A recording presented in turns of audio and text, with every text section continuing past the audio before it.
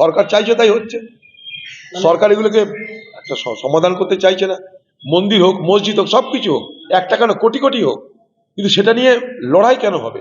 সেটা নিয়ে বাতাবরণ কেন উত্তপ্ত হবে? বক্তব্যটা আমার এই জায়গাটায়। সেটা নিয়ে এত প্রতিযোগিতার কি আছে? সেটা নিয়ে এত আলোচনারই বা কি আছে? যার খুশি মন্দির করবে, যার খুশি মসজিদ করবে, একটা কেন হাজারটা করুক, ঘরে ঘরে করুক, কারোর কোনো আপত্তি নাই। কিন্তু সেটাকে ভোটের ময়দানে ব্যবহার করা হবে কেন, সেটা জায়গায় আপত্তি। ভোট আসার আগেই ধর্মের এই জিগির কি বলবেন? কিছু না, ভোটের জন্য। ভোট শেষ হয়ে যাবে, গীতা পাঠও বন্ধ হয়ে যাবে, কোরআন পাঠও বন্ধ হয়ে যাবে। যেমন এনআরসি যখন চালু করছিল, একই কথা বলেছিলাম। এগুলোর আয়ু ভোট পর্যন্ত। দিদির ট্যাঙ্ক ভাঙা, তার আয়ু ছিল ভোট পর্যন্ত, সেটাও বলেছিলাম। এগুলো সব ভোট পর্যন্ত এদের আয়ু সব। কোরআন যুগ যুগ ধরে পড়া হচ্ছে। কোরআন শুধু বইয়ে না, কোরআন মানুষের হৃদয়ে ঢুকে আছে। অনেক হয়তো জানে না, একটা সময় কোরআন জালি পুড়িয়ে দেওয়ার জন্য অনেক চেষ্টা হয়েছিল আরব দুনিয়ায়। তখন থেকে কি চালু হলো? কোরআনকে মুখস্থ করে নাও, আত্মস্থ করে নাও কোরআনকে। তো সেই সব এক একটা ধর্মগ্রন্থের পিছনে ইতিহাস আছে। গীতারও তাই ইতিহাস। সমৃদ্ধ সব ইতিহাস, মানবতার ইতিহাস। মানুষের জন্য সব দর্শন তারা তৈরি করেছে।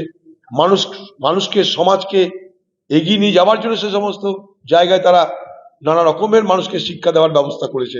তাই নিয়ে রাজনীতি যদি হবে মনে করতো তারা, না গীতা রচনা হতো না কোরআন রচনা হতো। যদি মনে করতো গীতার রচয়িতা বা কোরআনের রচয়িতা যে আগামী দিনে আমাদের নিয়ে এভাবে ভোটের রাজনীতি হবে, তাহলে রচয়িতারা আর রচনা করতেন বলে আমার মনে হয় না। টাকার পাহাড়ে কিছু এটা মানুষ ভাবাবেগে দিচ্ছে। ধর্মপ্রাণ মুসলমান মানুষ বাস করে মুর্শিদাবাদে প্রচুর পরিমাণ। এই মুর্শিদাবাদ সারা ভারতবর্ষের মধ্যে সব থেকে বেশি মুসলমানরা বাস করে এই মুর্শিদাবাদে। অনেক কথা জানেন এটা।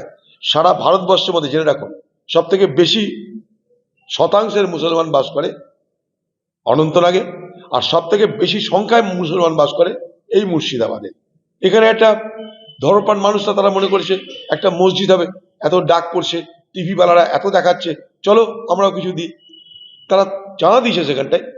তারা ধর্মীয় ভাবাবেগে প্রভাবিত হয়ে তারা চাঁদা দিয়েছে, এবং সেই ধর্মপ্রাণ মানুষদের সেই চাঁদা দেওয়াকে আমরা কখনো অবজ্ঞা করতে পারি না। তারা চাঁদা দিয়েছে, তারা মনে করছে একটা মহান কাজ করছি, আমি আমার ধর্মে আমি একটা মহান ধর্মপ্রাণ ব্যক্তি হিসাবে আমি আমার ধার্মিক কর্তব্য পালন করছি, তাই তারা চাঁদা দিয়েছে। এটার মধ্যে আমি অন্য কিছু দেখার দরকার না। 2 কোটি টাকাটা এমন কোনো বড় টাকা বলে আমি মনেও করি না। হ্যাঁ, আসতে পারে, হাজার হাজার কোটি টাকা আসতে পারে, কি করা যাবে?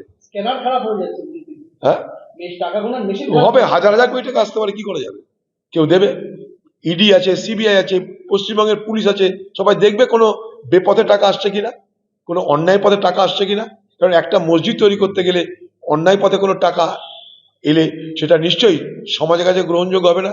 ঠিক একইভাবে মন্দির তৈরি করতে গেলে একই জিনিস হবে। রাম মন্দির যখন তৈরি হয়েছিল তখনও তো হাজার হাজার কোটি টাকা এসেছিল। কি করা যাবে? ভারতবর্ষে যারা ধর্মপ্রাণ মানুষ তারা যদি টাকা দেয় তো আমরা কি করতে পারি? पाठ के बाद जो कुरान को बांचा जाएगा और 1 लाख लोग करेंगे, ये हुमायूं कबीर नहीं, ये उनसे कहलवा रही है ममता बनर्जी। क्योंकि इसी ममता बनर्जी ने कल वहां जाने से इनकार कर दिया, क्योंकि गीता पाठ सुनने से उनके कानों से खून निकल जाता।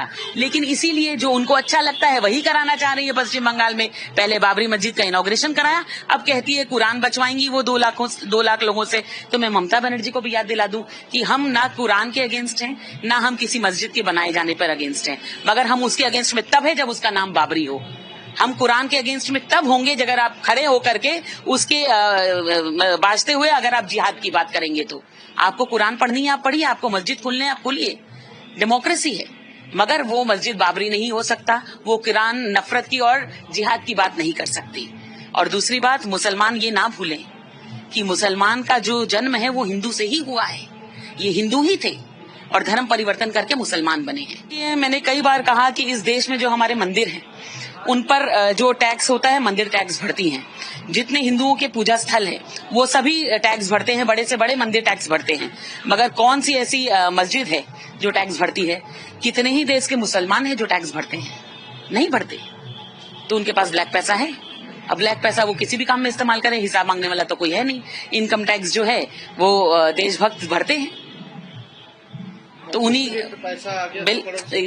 यहाँ मस्जिद के लिए पैसा आने की और भी बहुत तरीके हैं ना भाई। मैंने आपको बताया कि जो कुछ राष्ट्र विरोधी, देश विरोधी ताकतें हैं वो भी इसमें पैसा दे रही हैं। अब जैसे कुछ देश विरोधी ताकतें हैं टीएमसी जैसी, वो ही पैसा लगा रही हैं। तो ये पैसा पीछे से आ रहा है टीएमसी के थ्रू ही। काला पैसा जो है वो पहाड़ की तरह टीएमसी के पास है। ये हमने वीडियोस में, फोटोज में सब जगह देखा। इनके सारे नेताओं के पास काला पैसा है, इसीलिए 4-4, 5-5 साल जेल में रहकर এক কথায় আমার স্পষ্ট বার্তা, তার সাথে আলোচনা টেবিলে আইএসএফ তখনই বসবেন যখন তিনি তার বিগত দিনে সাম্প্রদায়িক মন্তব্যকে তিনি প্রত্যাহার করবেন, তারপর আলোচনা হবে যার সাথে এগুলো যেতে পারে না, যা এগোবো না।